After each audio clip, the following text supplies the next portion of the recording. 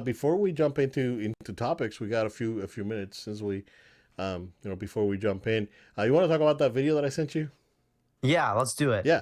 So, a huge, I guess, shout out to My Retro Life on YouTube, Tyler Esposito. It's a fantastic channel. If you guys have not watched it, highly recommend. It's one of those YouTube hidden gems that I've been following since the very beginning.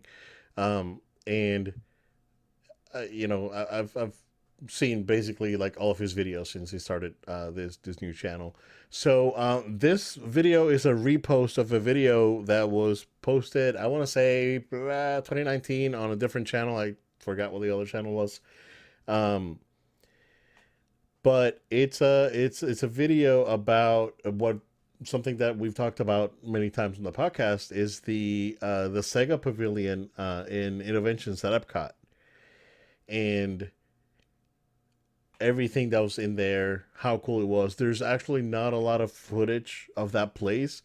So he had a ton and he posted, it's like about a Yeah. 20-minute video, right? Yeah. So there's a, 15, 20. yeah, there's a ton, ton of footage that was posted. Um, and yeah, like the way he described it, that is it. It was Sega Heaven. That was like the place when they first launched it. I remember going and I was blown away. And then on our next trip, that was the thing that I was looking forward to the most, was going Aw. back to the Sega thing.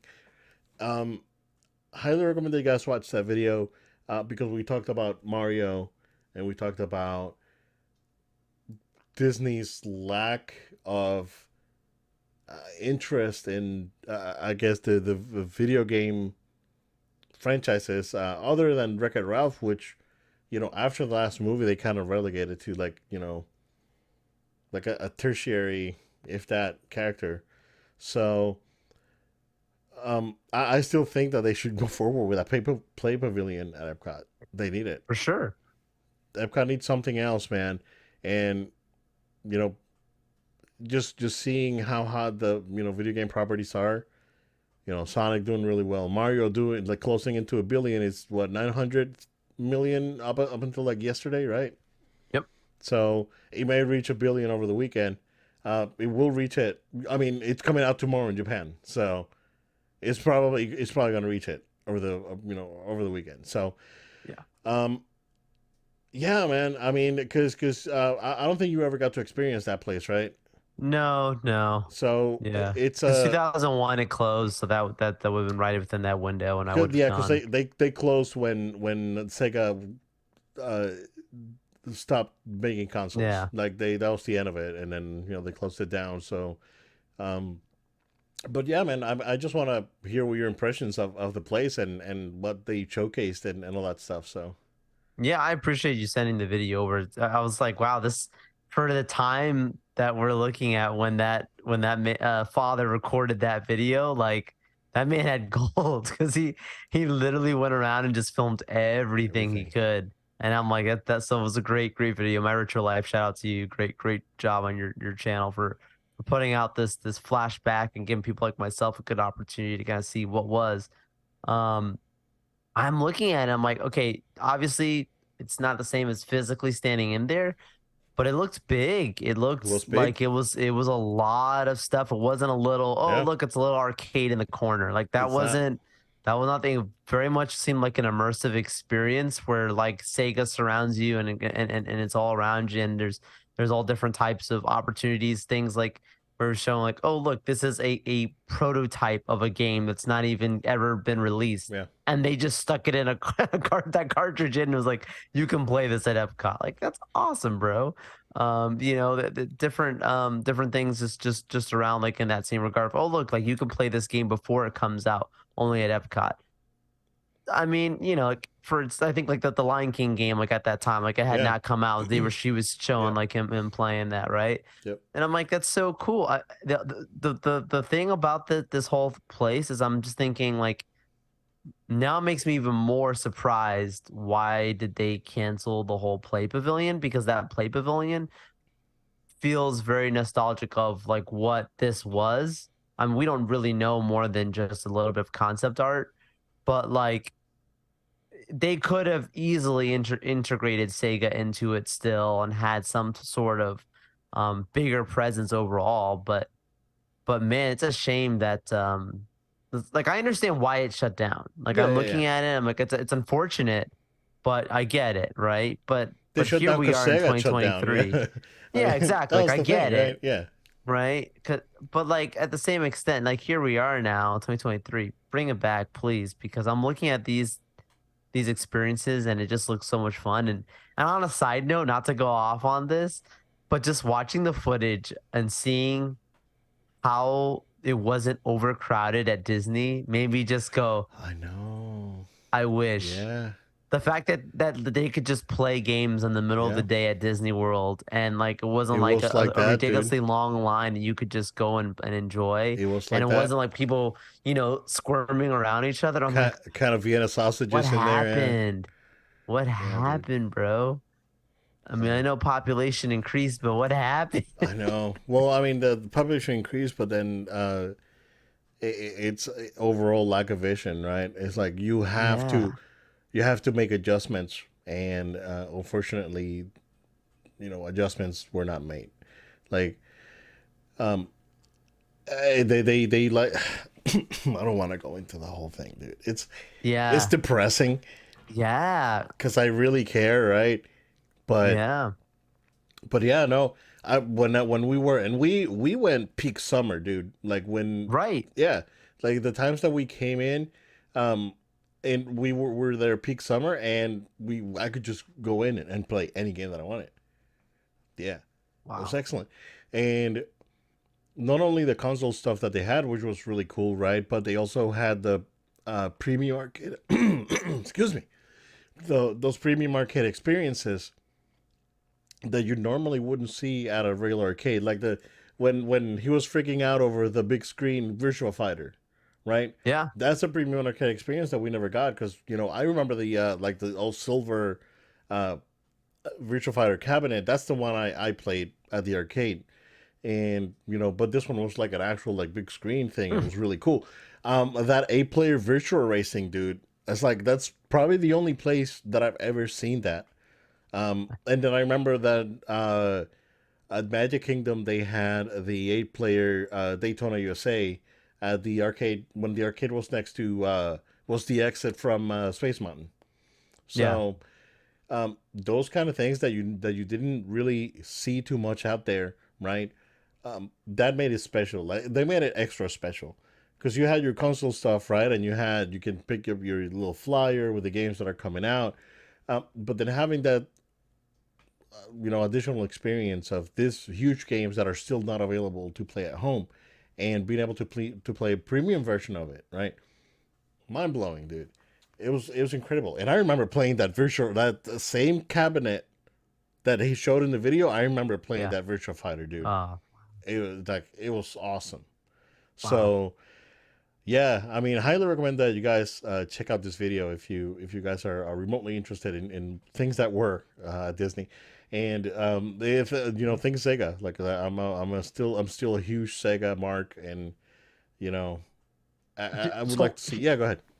I was gonna say, not to, but talking about Sega for a second. One of the things that he highlighted that I was not aware of, completely bluntly, like what was the name of the one router thing that was basically streaming games back when Oh, that the was like a Sega streaming channel. yeah, Yeah, bro, like so ahead of its time. yeah, Like that sounds crazy Sega that like channel. they Yeah, offered this thing that you could base like yeah. You can I'm sorry. you can My stream mind was games. blown by Yeah, that. you can stream I games didn't know over about cable. this. Yeah, it was like a cable service. Um you would pay a fee to the cable company as you would pay for like HBO, and you would get that service and you would get games.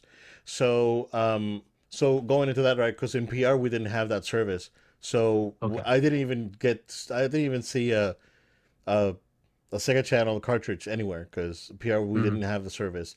But Nintendo had a similar service in Japan for the Super Nintendo. It was what was it called? The Telenet, something like that. Hold on.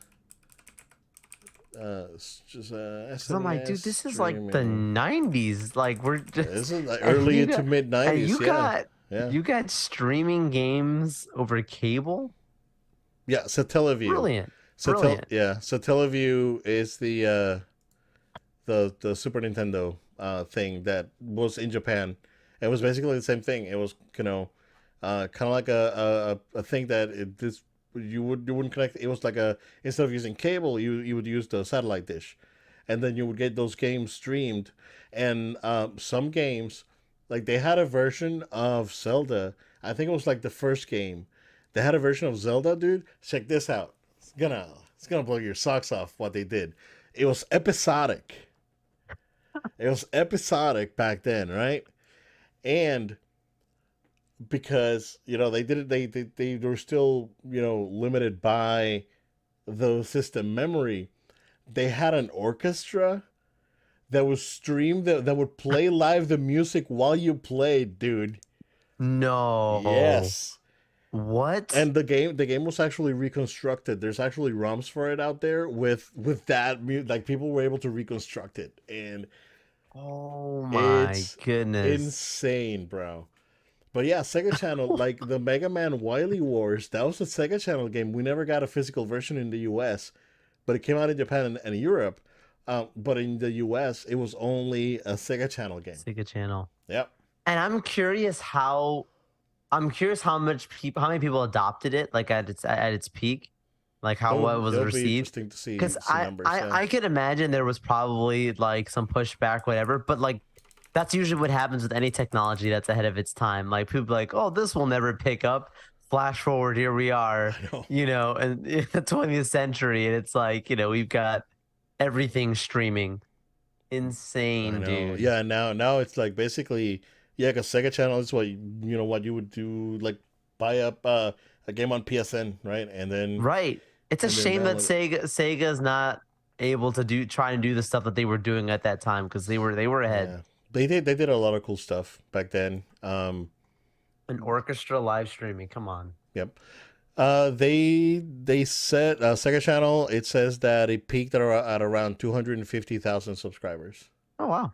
Yep. For that's pretty good. For the time, yeah. Yeah, for a You time in know. America. Yeah. So it's pretty good. Yeah, you guys check out that video. That it's a piece of Sega history for sure because Yeah. it's one of the best things that Sega ever did. But again, going back to the Play Pavilion and you know the rising popularity of video game properties, they should just rethink it, man. They should rethink it. Also, Sega buying Rovio. How about that? Do you see that? Yeah, I saw Yeah, that. man. Yeah. Sega owns the That's Angry the Angry Birds. Birds people, Yeah, right? the Angry Birds people. Yeah. They Making they moves. didn't pay too much for it though. It was interesting.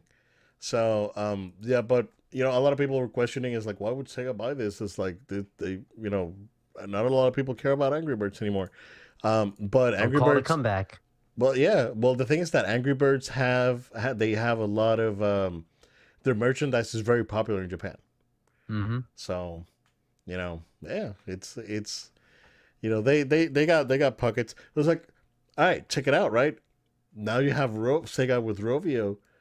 You put them in the Play Pavilion, dude, and he's like Yeah. Angry Birds. You have like an Angry Birds experience, Oh even yeah. if it's like silly, even if it's Come on. like That's Disney, awesome. like a Disney Quest style. Like, dude, you take that pirates boat that was in Disney Quest, and you do an Angry Birds thing that you shoot your birds through the. That's the Oh slingshot, bro. yeah. Easy money. But hey, here I am, right?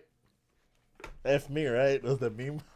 The Toy Story ride, Toy Story Mania, whatever. You're like pulling a cannon or Yeah, yeah, something, yeah. and you're oh my Yeah, goodness, man. bro. It's like a little Angry Birds thing like that. It's like the Ninjago thing at Legoland. It's basically Yeah, Toy Story Mania. Yeah.